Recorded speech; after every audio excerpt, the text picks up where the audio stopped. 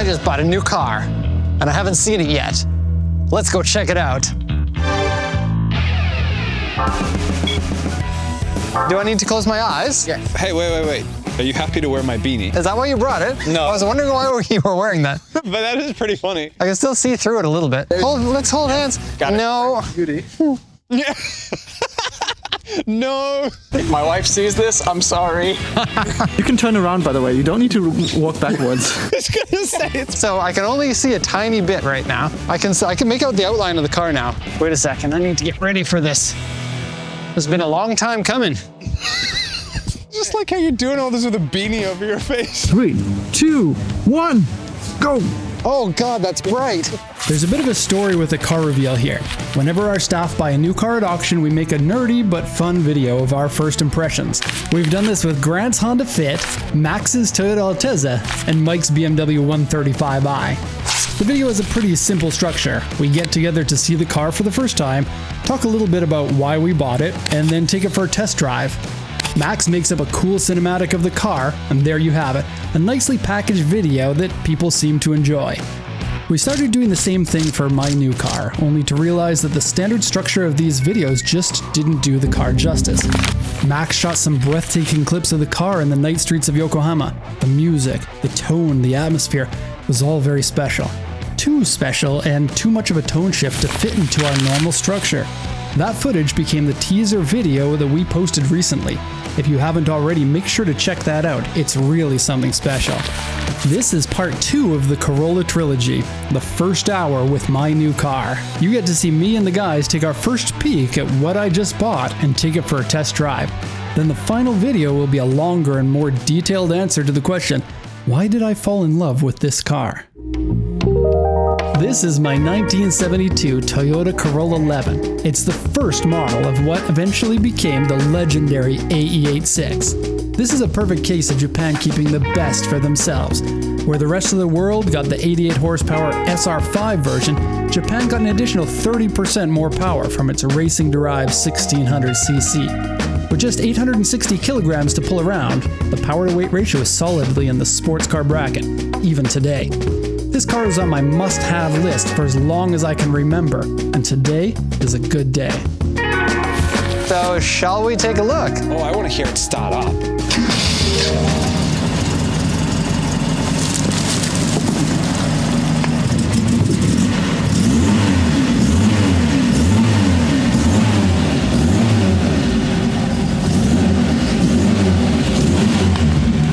Oh, I want to drive it immediately. I want everyone to go away just so that I can have some personal time with the car. Oh, that sounds lovely. Yeah. Let me do that again. Oh, it sounds so good. If you take that airbox off, it'll sound even better. Yeah. With a car like this, of course, the car's 50 years old. It's not going to be perfect, and you know that getting into something like this. But rust is a big concern, as are like bright work.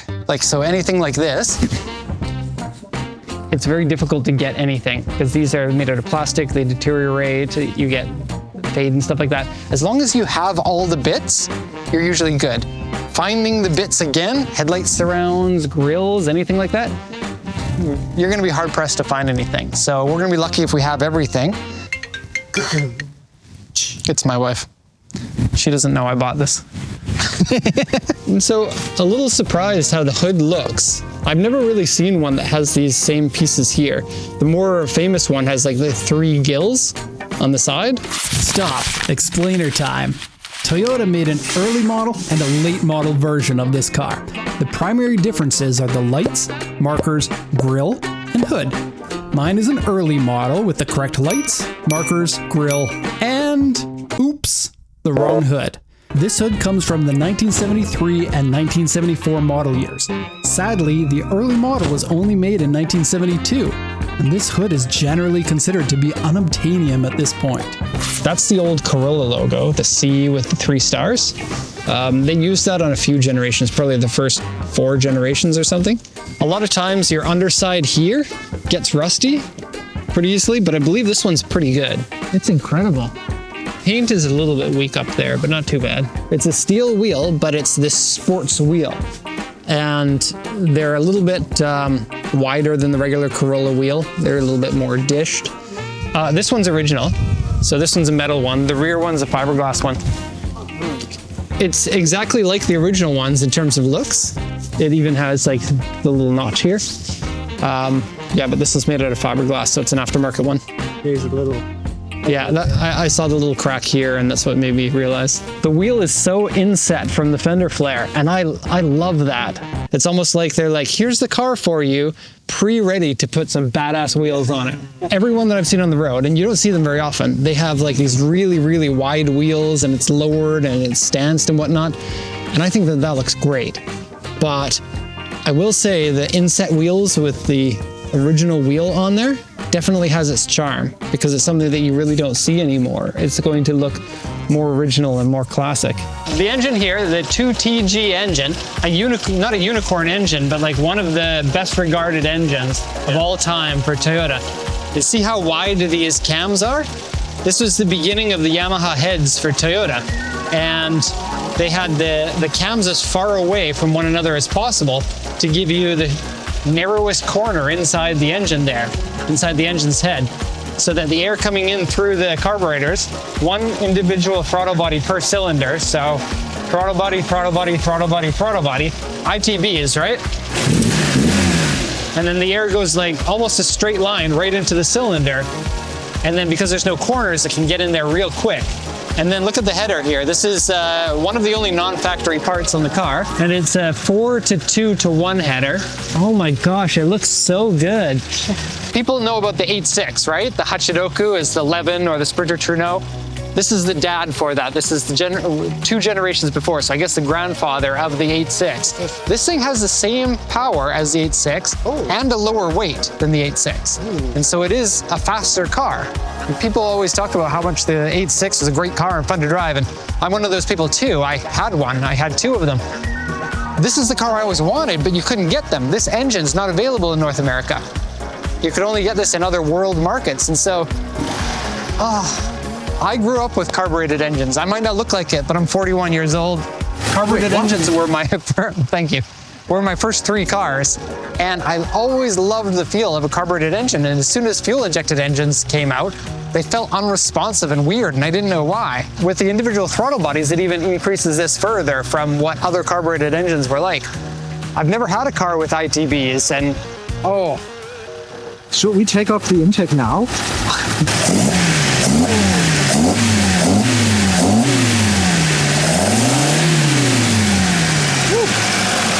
It's so cool. It even smells like an old car.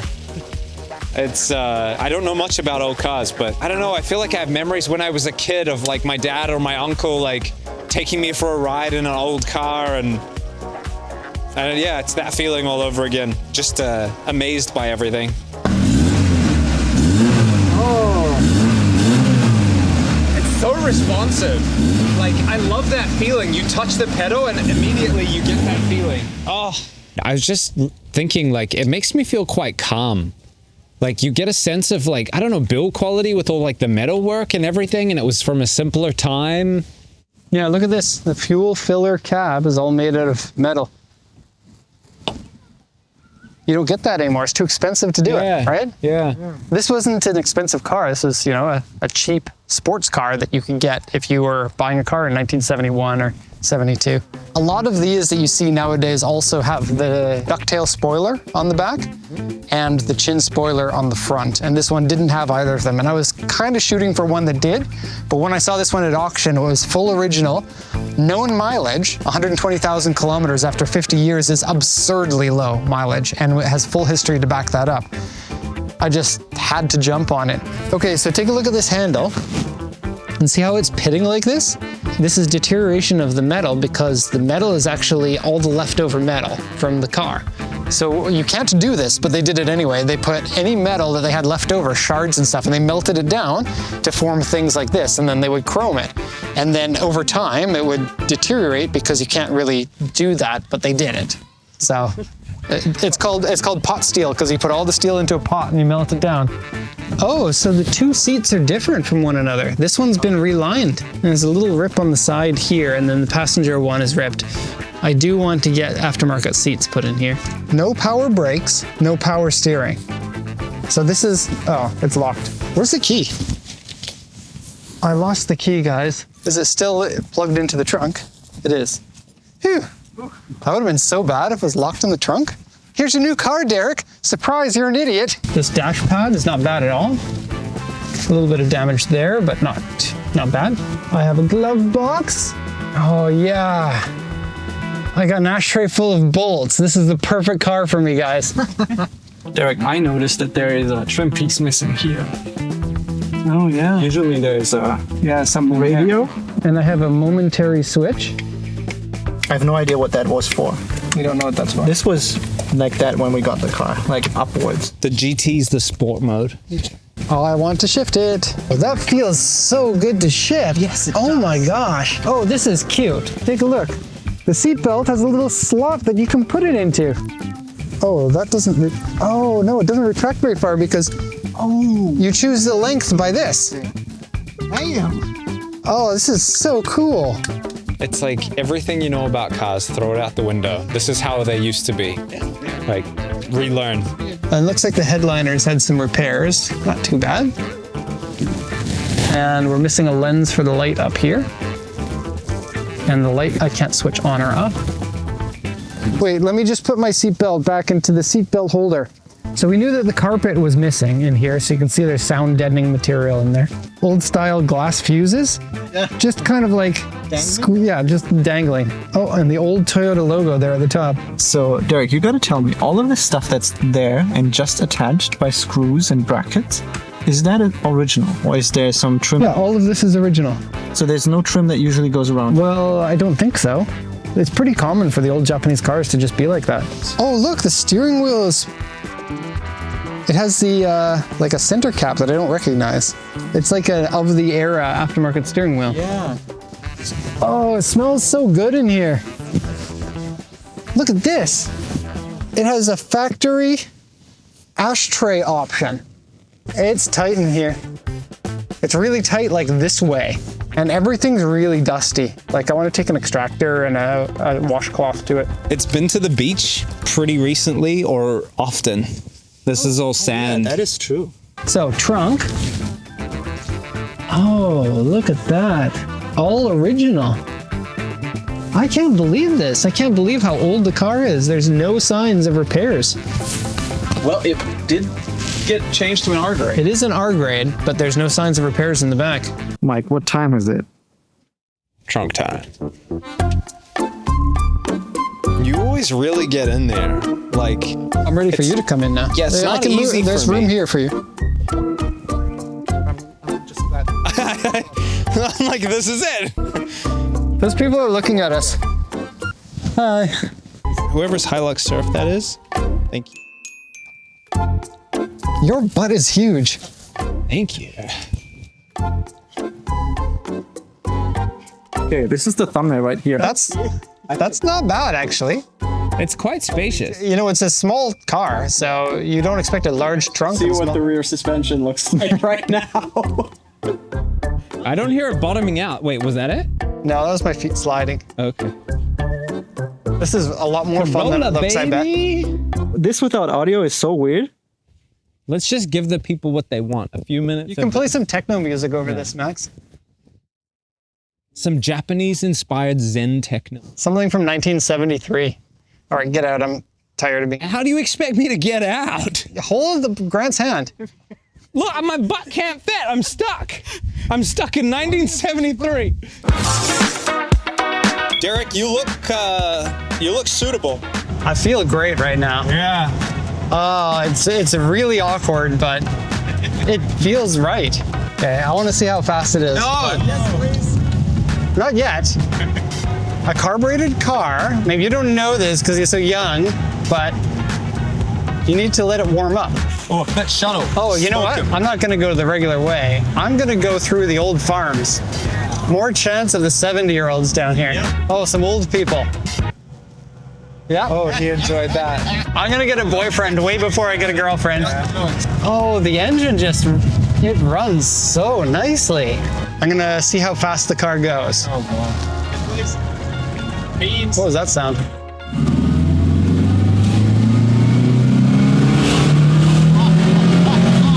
Well, it's a heck of a lot slower than my Lotus is. It feels like not 125 horsepower. It feels like 85 horsepower. It's also got 4 Gaijins in it. How much is the combined weight? I gotta say though, when you the faster you go, the more sand comes out of your vents. I can't wait to try to drive. Like with this light of a car, there's a big difference in the driving feel when you've got it filled with people. Even my Lotus, one extra person, it's noticeable. Sounds so good.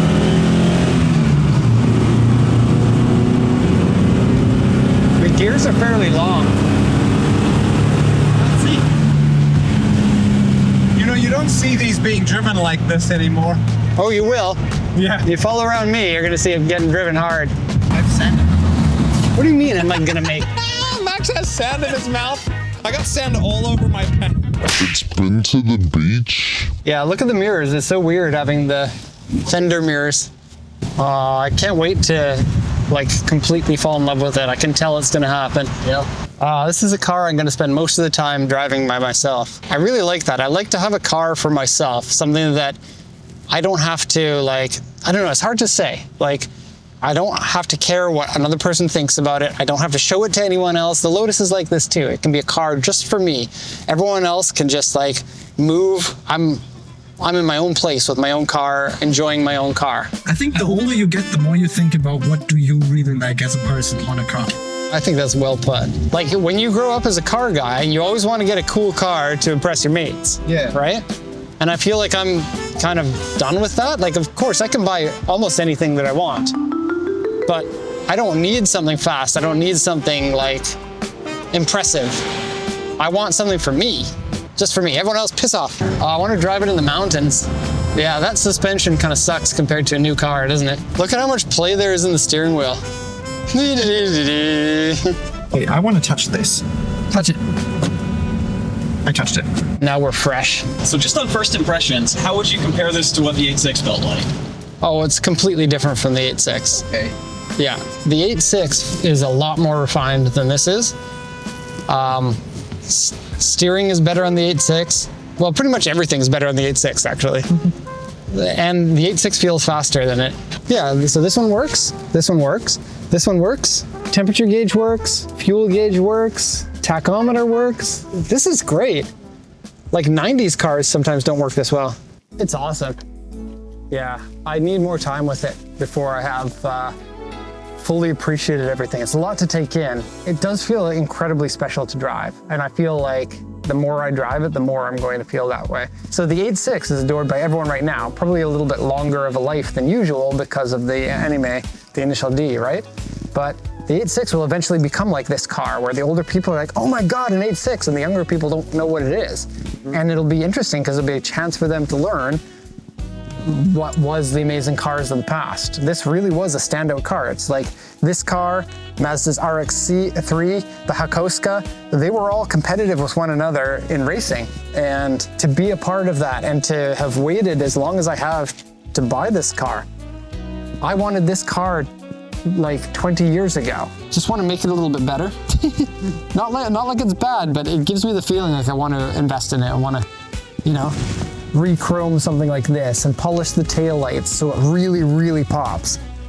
This feels like home to me. It feels like being a driver for the first time again. That feeling is my feeling. If someone else drives the car, they might not feel that way. It's like when you listen to a song and you immediately catch onto that song, you're like, that's awesome, and someone else is like, yeah, it's all right. That's what I feel like this car is for me. I sit in it, I'm like, this is right. It just feels right. The car's had some general restorations and maintenance done to it. The idea is to keep it looking stock, but upgrade where usability and livability are concerned. I'll be sure to share updates as I go. The third video in the mini-series is something a little different from our typical content. I spend a lot of time thinking about cars and wondering what exactly is it that lights up my eyes.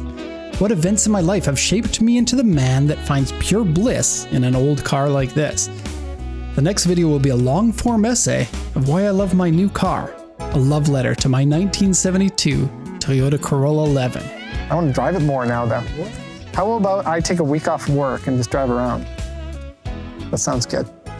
Subscribe if you want to be loved too. Or don't. Subscribe if you wish that there was someone in your life that loves you the same way Derek loves his Corolla.